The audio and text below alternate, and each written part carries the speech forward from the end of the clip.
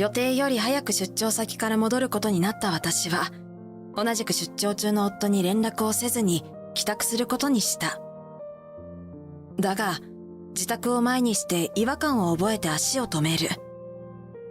あれほど確認して出かけたはずなのに、寝室から明かりが漏れていたのだ。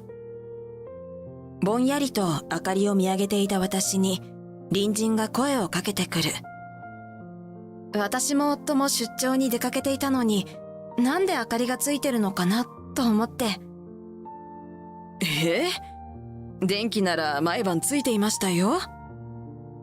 そして、さらに隣人から考えてもいなかった事実を告げられた私は、義両親たちに連絡をして自宅に踏み込むことにしたのだ。寝室のドアを勢いよく開け放つと、夫たちは慌てたように布団に潜り込んだ。予想していなかったその光景に、一緒に踏み込んだ義両親は言葉を失っていた。それじゃあ、これからのことを話し合いましょうか。そして、私の声だけが静まり返った部屋に響き渡ったのだった。私は原田薫、32歳の正社員で働く主婦だ。高校時代の同級生でもあった高志と結婚してから2年目を迎えたばかり、お互いに仕事ばかりの毎日を送っていることもあり、子供はまだいない。私たちの自宅から車で20分ほどのところには義実家と私の妹、遥夫婦が住んでいる。妹の夫であるゆうきさんは、夫とは幼馴染ということもあって、時間を作り、頻繁に会っているようだ。私自身は、実の妹の遥とは、一般的な姉妹関係を築いているとは思っている。しかし、外交的で明るい性格の遥と、内向的で真面目が服を着ているようだと言われる私では、姉妹でなければ特別関わり合いになることはないだろう。こういう関係が広く、誰とでも気さくに話せる遥から見ると、私は少数の友人しかいないつまらない人生を歩んでいるようにしか見えないらしい。だがそれは、お互いが何を一番大事にしているかというだけの違いでしかないと思っている。しかし私が結婚してからは、何かと遥と比べられることが増えていった。義実家は妹夫婦の住む家に近く、近所付き合いがあるからか、義母は嫁である私よりも遥と仲がいいくらいだ。実の母親よりも義母の方が気が合うのだと遥も言っている。現在は県外の町に移り住んだ両親が聞いたら複雑な気持ちになるかもしれない。遥の言葉に気を良くした義母には、遥さんがお嫁さんだったら、と結婚当初から言われてきた。義父はそんな義母をたしなめることもせずに、いつもだんまりを決め込んでいるので、私は義父も義母と同じ考えなのだろうと思っている。私たちが結婚した時には、すでに遥が結婚していたので、それは難しい話ではあったし、それが冗談だと理解もしていたが、義両親との付き合いに少し敏感になってしまう理由としては十分だった。基本的には私の味方をしてくれていた夫も、時間が経つにつれて、そんな冗談を本気にするなよというのだから、私が気にしすぎているのだろう。でも、相手が不快な思いをすると分かっていて、いつまでもそんな冗談を言い続ける方が私には理解できなかった。そんなこともあり、私は結婚当初から義実家に馴染むことができずに、親族で集まっていても疎外感を感じてしまうことが多かった。最近は夫が妹とふざけ合いながら話している姿を見るのも不快に感じるのだから、私もかなり過敏になっていることは自覚している。そんな私を夫が面白く思っていないことも知っていた。だが、私としてもそんなことばかり考えてしまうことが嫌で、改善しようとは思っている。遥を交えてではあるが、義母と積極的に出かけるようにしたり、何かあっても夫には愚痴をこぼさないように私なりに努力は続けてきた。私が家庭では笑顔を絶やさないように、家庭でのストレスを発散するために仕事に打ち込むようになると、夫の態度は少しずつ軟化してきたような気がする。最近はお互いに仕事が忙しく、一緒に過ごす時間は減っていたが、今の方がいい関係を築いていると思っていた。遥の妊娠が告げられるまでは。結婚5年目にして待望の我が子を授かったのだから、とても喜ばしい報告だ。だが、その話を聞いた義母からは毎日のように、あなたはまだなのか、と連絡が来るようになったのだ。その度に、考えてはいると返事をしていたが、私の年齢のことを言われてしまうと、黙り込むことしかできなかった。幸せそうに、母子手帳を義母と眺めている遥の姿に、嫉妬のような気持ちが芽生えることもあったが、この件に関しては、全面的に夫が私の味方になってくれたことが救いだった。そんなある日、私たち夫婦はそれぞれ同時期に他県へ出張することになった。子供がいるわけではないので、夫も出張ならば食事の心配などせずに私は仕事に集中できる。それに仕事とはいえ他県の雰囲気を味わえばほんの少し気分転換もできるだろうと私は思った。なんか楽しそうだな。本当に出張なのか？そんな私の気持ちが表に出ていたのか、荷造りをしている時に夫から声をかけられた。何言ってるの？本当に出張よ。じゃあ、一緒に行くのが男なのか？同行者も女性よ。もう、さっきから変なことばかり言うのね。それならいいんだよ。あまりにも浮かれてるから、ちょっと気になっただけだよ。そんな心配しなくても、私はモテませんから。後ろめたいことなんて一切ない私は、そうやって夫の言葉を笑い飛ばして出張に向かったのだった。3日後、出張先での業務を無事に終えることができたが、同行した同僚が体調を崩してしまい、私も宿泊予定のホテルをキャンセルして、そのまま帰宅することになった。夫は明日まで出張だと聞いている。まだ自宅には戻っていないだろう。なんとなく仕事中に連絡するのも戸惑われて、私は同僚を送り届けてから自宅に向かった。辺りはすっかり暗くなっている。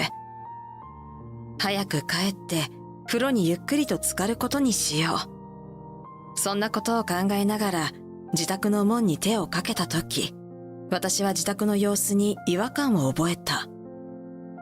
2階にある寝室から明かりが漏れていたのだ。出張前に戸締まりと電気やガス、すべてをしつこいくらいに何度も確認したのだから消し忘れたとは思えない。それとも夫がすでに帰宅しているのだろうか。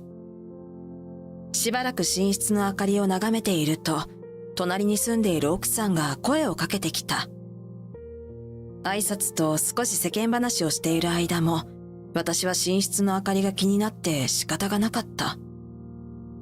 どうしたんですか？私も夫も3日前から出張に行っていたんだけど、なんで寝室に明かりがついてるのかなと思って。毎晩電気がついていましたよ。そして彼女は私が考えてもいなかったことを教えてくれたのだ。お隣の奥さんと別れた私はスマホを取り出すと、ある人物に連絡を入れた。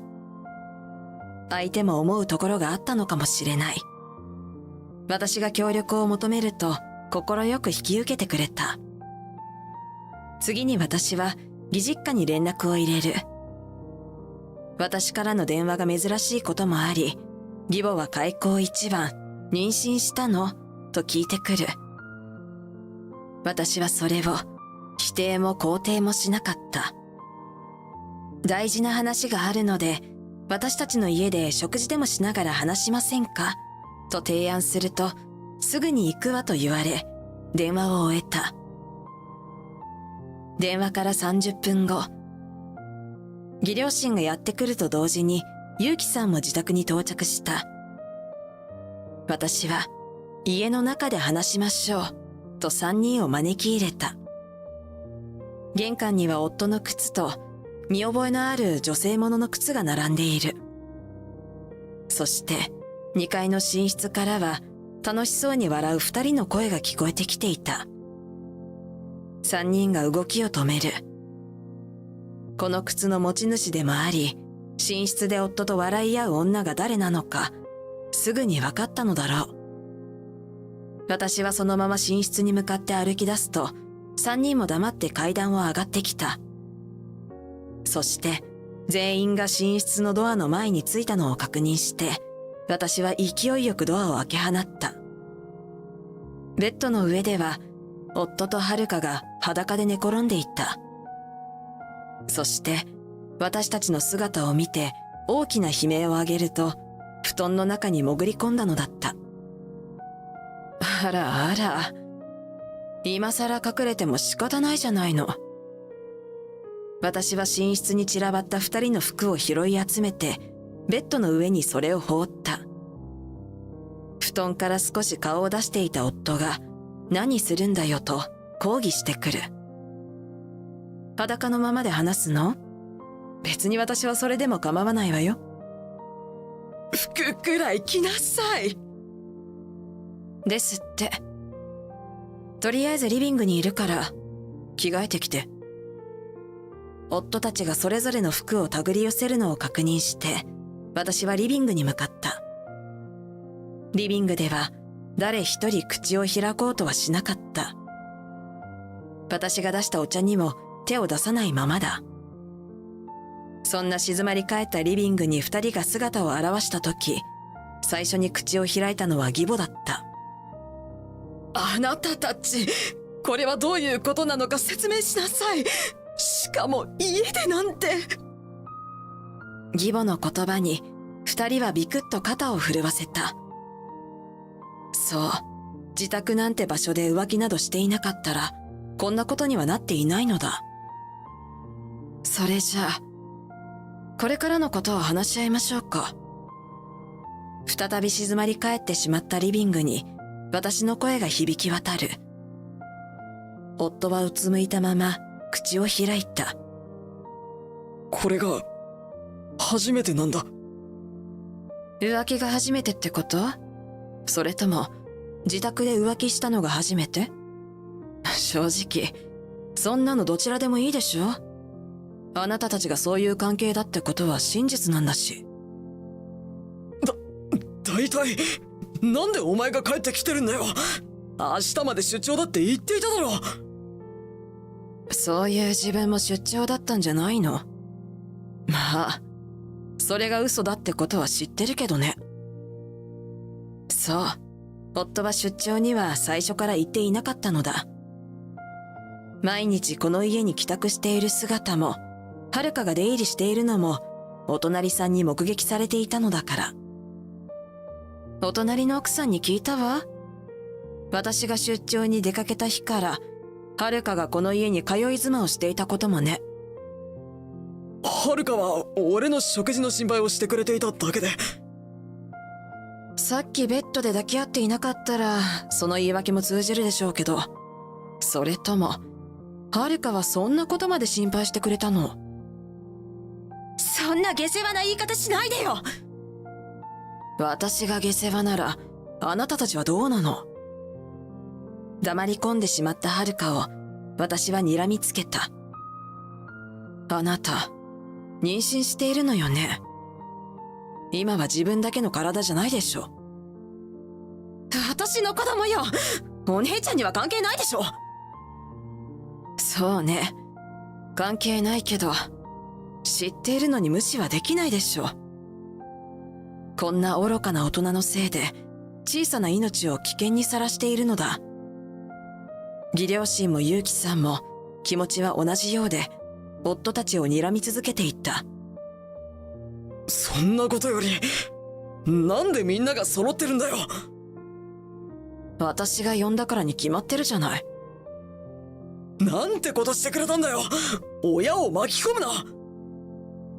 そうよ、勇気まで呼ばなくてもいいじゃない。あなたたちがそういう関係なら知ってもらわなくちゃいけないじゃないの。それに。知ってたよ、俺は。私の言葉を結城さんが遮った。実は以前から疑っていたんだ。だから更新所に依頼して全て調べてもらっている。結城さんは更新所から受け取ったという書類を見せてくれた。そこには夫と遥が頻繁に会い、ホテルに出入りしていたことが写真付きで記されていた。私に結城さんに会っていると話している日も、実は遥と会っていたのだ。私は会っている相手が結城さんだというだけで、夫のことを全く疑ってはいなかった。結城さんともそんなに親しくしているわけでもなかったから、確認などもしていなかったのだ。それに遥も共犯なのだから、口裏なんて合わせなくてもいい。たまに結城さんと会っている。その事実さえあれば、私からそんな話をされても、いくらでもごまかせたのだろう。それを逆手に取られていたということだ。お前たちの関係は長いみたいだし、いつ薫さんに話そうかと機会を伺っていたんだよ。そして今日、私から連絡をもらったということだ。そのお腹の子も俺の子供ではないかもしれないな。そんなことない。この子はあなたとの子供よ。生まれたら DNA 鑑定をしよう。だけど子供が誰の子供であっても離婚はするつもりだ。俺の子供だと証明されてから真剣の話をすることにしようか。結城さんの言葉に遥ががっくりとうなだれる。たかし、お前との浮気が原因で離婚するのだから相応の慰謝料を請求させてもらうぞ。そんな、俺たち友達じゃないか。その友達を裏切った方が何を言う。それまで黙ってやりとりを聞いていた義母が私を見つめる。薫さん、あなたまで離婚するなんて言わないわよね。お父さんやお母さんまでお呼びしたんですから、もちろんそのつもりですが。どうして？一度の過ちくらい許してあげなくっちゃ。ね、そうでしょ？あら、これでよかったんじゃないですか？遥は独身に戻ることになりましたし、貴さんも遥とこういう関係になっているんですから、再婚した方がいいじゃないですか。そんな、こんなことする子を我が家の嫁になんて。やだ、散々私に言ってきたじゃないですか。遥がお嫁さんになってくれそうでよかったですね。お前がそういう可愛げのないことばかり言うから言ってただけだろ。何を本気にしてるんだよ。可愛げがない。私はこれでも十分に歩み寄ってきたわよ。それを嫌味で返してきたのはお母さんたちじゃない。挙句の果てに私の妹なんかと浮気したのはあなたじゃないの。それはお前が。浮気まで私のせいにするつもり？いい加減にしなさいよ。俺は少し刺激が欲しかっただけで離婚まで考えてなかったんだよ。だったらこれからは刺激的な毎日を送れそうじゃない。よかったわね。は？結城さんが集めてくれた証拠ではあるけれど、あなたの不貞を証明するのに十分でしょ。私も離婚しますし、もちろん慰謝料も請求しますから。結城さんと私に慰謝料を支払うことになるのだから、いろいろと忙しくなるでしょ。嫁の妹となんて、世間体が悪いじゃないの。そうですね。人の口には戸が立てられないですから気をつけないと。そんな、私たちまで今までの家で暮らせなくなっちゃうじゃない。そんなことは知りません。結婚生活に刺激を求めた二人にきちんと責任を取ってもらってくださいな。こうして私とユウキさん以外は顔を上げることもできないまま話し合いは終わった。翌月には私たちの離婚は成立した。慰謝料として元夫からは200万、財産分与を含めると500万円を受け取った。そのお金は自宅を処分して支払われたが、あんな忌まわしい思い出しかない家に未練などない。はるかからは150万円の慰謝料を受け取り、姉妹の縁を切ることにした。妊婦相手に血も涙もないと言われたが、大人なのだから自分のしたことの責任を取るべきだ。元夫もはるかも、ユウキさんへの慰謝料の支払いもあるのだから、手元にほとんどお金など残っていないだろう。義両親は近所の噂に耐えかねて引っ越したと聞いた。半年後、はるかのお腹にいた子供は元夫の子供だということが証明されたので、子供の養育だけが心配だが、そんなことは余計なお世話だろう。私は離婚後も仕事に打ち込んでいる。ユウキさんとは会社の取引相手として顔を合わせることもあり、いろいろなことを一緒に乗り越えた同志としてだけでなく、今は友人として付き合いが続いている。顔を合わせるたびに、お互いに今度はいい相手が見つかるといいな、なんて笑い合っている。